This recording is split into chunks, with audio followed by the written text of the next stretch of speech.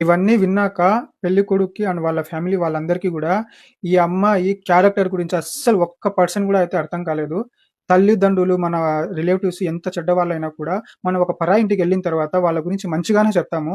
But ఈ అమ్మాయి తన సొంత తల్లిదండ్రుల మీద అండ్ సొంత బంధువుల మీద, పెళ్లి కుదిర్చిన బంధువుల మీద ప్రతి ఒక్కరి మీద గూడా ఇంత బ్యాడ్‌గా పోర్ట్రే చేస్తా ఉంది. అంటే ఈ అమ్మాయి క్యారెక్టర్ ఏంటి అసలు? ఎందుకిట్లా పోర్ట్రే చేస్తాంది? ఈ అమ్మాయి చెప్పేది నిజమా? లేకపోతే కావాలనే అబద్ధాలు చెప్పి ఇట్లా పోర్ట్రే చేస్తా ఉందా?